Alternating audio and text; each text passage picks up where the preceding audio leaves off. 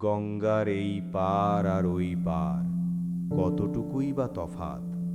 মাঝখানে শুধু বয়ে চলা জলধারা, কিন্তু এই জলই তো দুই পৃথিবীর সীমানা এঁকে দিয়েছে। রবীন্দ্রনাথ বলতেন, প্রেম হলো সেই আলো যা সীমানাকে তুচ্ছ করে।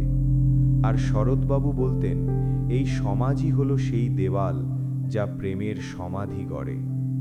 গঙ্গার এক তীরে আভিজাত্যের অহংকার, আর অন্য তীরে দারিদ্র্যের দীর্ঘশ্বাস। আজ সেই দীর্ঘশ্বাসেরই গল্প শোনাব। অবিনাশ, বিলেত ফেরত জমিদার পুত্র। এই বিশাল প্রাসাদের বারান্দায় দাঁড়িয়ে সে যখন ওপারের মিটিমিটি আলো দেখে, তার মনে হয় ওই অন্ধকারেই হয়তো কোনো লুকানো সত্য আছে। তার হাতে রবি ঠাকুরের কবিতার বই, চোখে এক অদ্ভুত শূন্যতা। সে ভাবত, অর্থ আর প্রতিপত্তি কি সব? মানুষের মনের ক্ষুধা কি কেবল রাজভোগে মেটে? না, মেটে না। মেটে না বলেই সে বারবার ছুটে যেত ওই গঙ্গার ঘাটে, যেখানে নদীর গান শোনা যায়, যেখানে মানুষের হৃৎস্পন্দন শোনা যায়। সেদিন গঙ্গার ঘাটে আকাশ ভেঙে বৃষ্টি নেমেছিল। প্রকৃতি যেন কোনো এক বড় ঘটনার সংকেত দিচ্ছিল। ঘাটের সিঁড়িতে একলা দাঁড়িয়ে মৃন্ময়ী, পরনে জীর্ণ বসন, কিন্তু চোখে এক অদম্য জেদ। সে একাই জীবনের সাথে লড়াই করছে। অবিনাশ তাকে দেখল এক পলক, আর মনে হলো এই সেই মানসী যাকে সে এতদিন খুঁজেছে। শরৎচন্দ্রের সেই ভাগ্য বিড়ম্বিত কিন্তু তেজস্বিনী নারী। মৃন্ময়ী অবিনাশের দিকে তাকিয়ে বলল, জমিদার বাবু, গঙ্গার জল সবার জন্য এক, কিন্তু এই ঘাটটা তো আপনাদের কেনা। আমরা যাব কোথায়? আহ, কি সেই কণ্ঠের ধার! ধীরে ধীরে গঙ্গার দুই তীরের দূরত্ব কমতে লাগল। অবিনাশের নৌকো প্রায়ই ওপারে গিয়ে ভিড়ত। সমাজ চোখ রাঙাত। মহিমবাবু, অবিনাশের বাবা, গর্জে উঠলেন, বংশের মর্যাদা কি তুই ওই ভিখারিনীর পায়ে সঁপে দিবি? অবিনাশ নিরুপায়। সে দেখল তার রবীন্দ্রনাথের প্রেম আর শরৎচন্দ্রের বাস্তবতার মধ্যে এক বিশাল ফাটল। সে মৃন্ময়ীকে বলল, চলো পালিয়ে যাই। মৃন্ময়ী হাসল, এক বিষণ্ণ হাসি। বলল, পালাবেন কোথায়? নিজের ছায়া থেকে কি পালানো যায় অবিলাসবাবু? শেষ পর্যন্ত শরৎবাবুর সেই ট্র্যাজেডিই জয়ী হল। অবিনাশকে বিলেত পাঠিয়ে দেওয়া হলো বন্দি করে। আর মৃন্ময়ী, সে কি প্রতিবাদ করল? না, সে শুধু গঙ্গার ঘাটে বসে রইল। দিন যায়, মাস যায়, গঙ্গার জল বাড়ে, আবার কমে যায়। মৃন্ময়ী জানত, এই পৃথিবীতে প্রেমের চেয়ে সমাজের নিয়ম বড়। সে একা, বড় একা। এক রাতে যখন চাঁদ উঠল না, মৃন্ময়ী গঙ্গার জলে নিজেকে বিলীন করে দিল। কোনো চিৎকার নেই, কোনো নালিশ নেই, শুধু জলের ওপর একটা ছোট ঢেউ উঠল আর মিলিয়ে গেল। বহু বছর পর আজ অবিনাশ বৃদ্ধ। সে ফিরে এসেছে তার সেই পুরনো বারান্দায়। আজ আর উপারে মিটিমিটি আলো জ্বলে না, সেখানে বড় বড় কলকারখানা হয়েছে। কিন্তু অবিনাশের কানে আজও বাজে সেই কণ্ঠ, গঙ্গার জল সবার জন্য এক। সে বুঝতে পারল, নদী দুই তীরকে আলাদা করে না, বরং দুই তীরের মানুষের ইগো নদীকে সীমানা বানিয়ে দেয়। রবীন্দ্রনাথের প্রেম অমর রয়ে গেল, আর শরৎচন্দ্রের বাস্তবতা মৃন্ময়ীকে কেড়ে নিল। গঙ্গা আজও বয়ে চলে নিঃশব্দে, সবটুকু শোক নিজের গভীরে লুকিয়ে রেখে। অবিনাশ সেই জীর্ণ প্রাসাদের সিঁড়ি দিয়ে নিচে নেমে এলো। পাষাণ ধাপগুলোতে শ্যাওলা জমেছে, ঠিক যেমন তার হৃদয়ে জমেছে পলেস্তারা খসা স্মৃতির স্তূপ। সে গঙ্গার একদম কিনারে গিয়ে বসল, যেখানে জল এসে আলতো করে পা ছুঁয়ে যায়। রবীন্দ্রনাথের সেই গানটা মনে পড়ে গেল, খেলাঘর বাঁধতে লেগেছি মনের ভেতরে। অবিনাশের খেলাঘর তো ভেঙেছে অনেক আগে। শরৎবাবুর সেই সমাজের চাবুক আজও তার পিঠে অদৃশ্য দাগ রেখে দিয়েছে।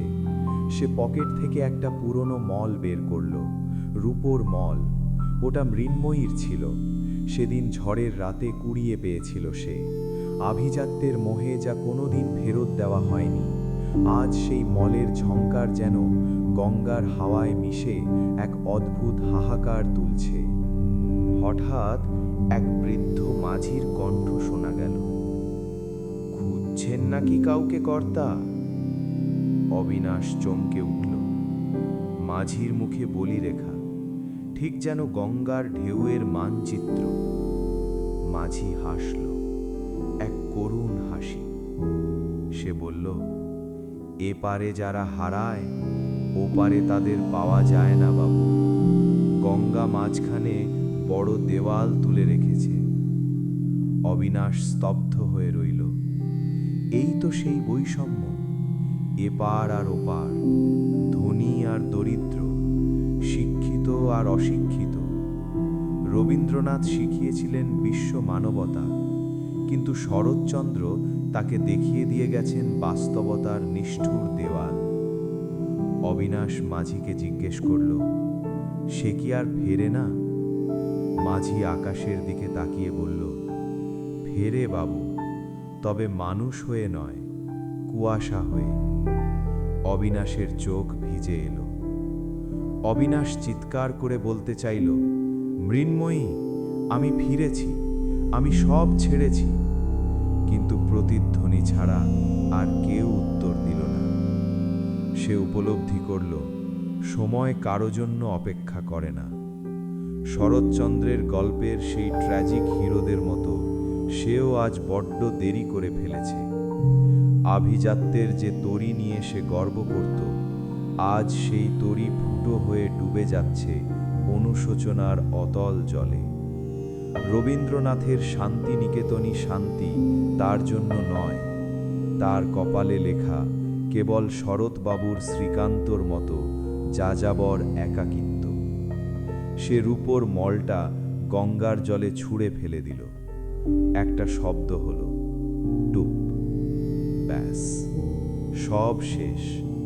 জীবনের সব পাওনা গণ্ডা ওই এক শব্দেই শেষ হয়ে গেল।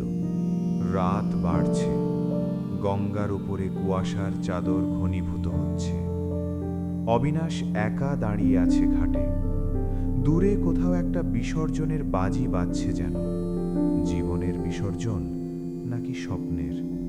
সে বুঝতে পারল গঙ্গার দুই তীর কোনোদিন এক হয় না, তারা শুধু সমান্তরালে বয়ে চলে। এক তীরে রয়ে গেল রবীন্দ্রনাথের আদর্শ, আর অন্য তীরে শরৎচন্দ্রের জীবন সংগ্রাম, আর মাঝখানে পড়ে রইল অবিনাশের মতো কিছু ছিটকে যাওয়া প্রাণ, যারা না পারল ওপারে যেতে, না পারল এপারে শান্তিতে থাকতে। নদী বয়ে চলে, স্মৃতিরা মরে না, তারা শুধু গল্প হয়ে বেঁচে থাকে গঙ্গার এই দুই তীরে। অবিনাশ তার পুরনো পড়ার ঘরে ফিরে এলো, যেখানে ধুলো জমা বইয়ের স্তূপ আর রবি ঠাকুরের ভাঙা একখানা হারমোনিয়াম পড়ে আছে। টেবিলের ড্রয়ার টানতেই বেরিয়ে এলো একটা হলুদ হয়ে যাওয়া কাগজ, মৃন্ময়ীর লেখা শেষ চিঠি। শরৎচন্দ্রের অভাগীর স্বর্গ যেমন অপূর্ণ ছিল, এই চিঠির অক্ষরগুলো যেন এক একটি কান্নার ফোঁটা। অবিনাশ পড়তে শুরু করল।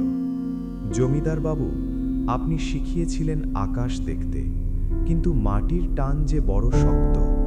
আপনি বিলেত গেলেন আকাশ ছুঁতে, আর আমি মাটি হয়ে মিশে গেলাম গঙ্গার পাড়ে।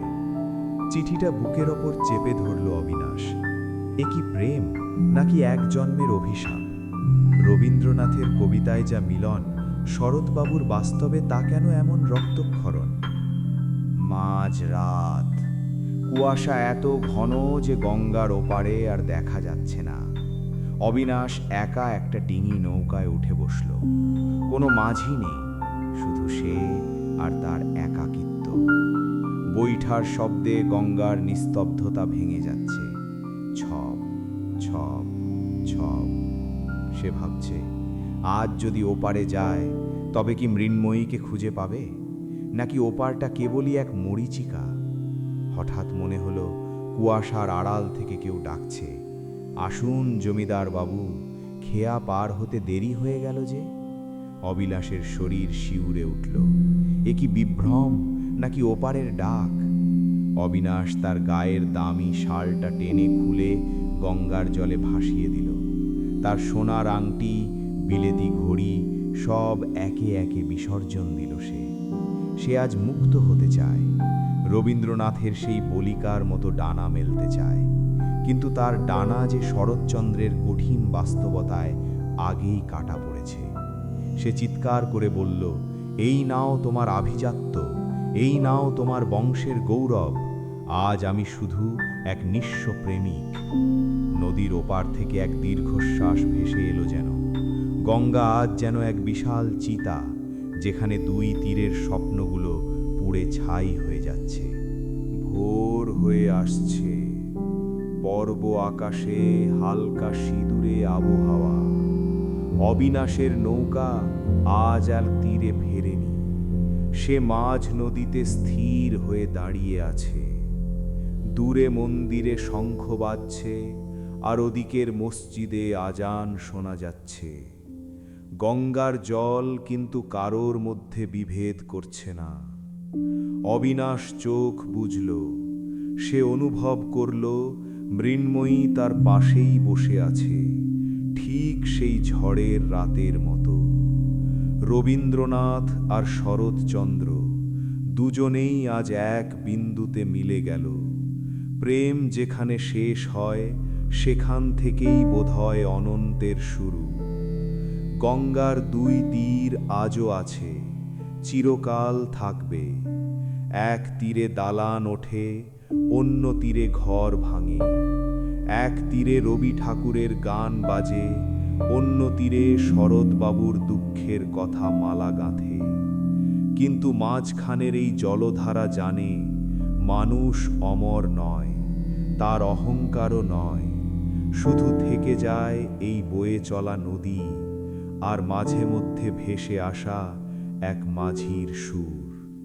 মাঝির সুরটা যেন বাতাসের গায়ে মিশে আছে। ওরে মাঝি, তোরই কি তোর মাঝ নদীতেই রবে? অবিনাশের মনে হলো এই সুর কেবল কোনো মাঝির নয়, এ যেন স্বয়ং মহাকালের আহ্বান। রবীন্দ্রনাথের সেই সোনার তরী কি তবে আজ তার দুয়ারে এসে ভিড়ল? কিন্তু শরৎবাবুর সমাজ তো তাকে অনেক আগেই নিঃস্ব করে দিয়েছে। অবিনাশ মাঝিকে দেখল না, শুধু অনুভব করল। কুয়াশা যখন আরো গাঢ় হলো, তখন মনে হলো গঙ্গার জল আর আকাশ এক হয়ে গেছে, সীমানা মুছে গেছে। অবিনাশ দুহাত বাড়িয়ে দিল। কুয়াশার ওপারে সে দেখতে পেল এক ছায়া। অবিনাশ কি ভুল দেখছে, নাকি গঙ্গার দুই তীর আজ এক হয়ে গেছে? ওপারে দাঁড়িয়ে আছে মৃন্ময়ী, আর তার পেছনে রবি ঠাকুরের সেই শান্তিনিকেতনের ছায়া ঘেরের বাগান। কিন্তু পরক্ষণেই দৃশ্যটা বদলে গেল। দেখা গেল শরৎচন্দ্রের সেই জীর্ণ পল্লী, যেখানে সমাজ আর দারিদ্র্যের লড়াই চলছে। অবিনাশ বুঝল, এই দুই বিপরীত সত্যের মাঝখানেই তার জন্ম, তার প্রেম আর তার মৃত্যু। মৃন্ময়ী! অবিনাশের চিৎকার গঙ্গার ঢেউয়ে ধাক্কা খেয়ে ফিরে এলো।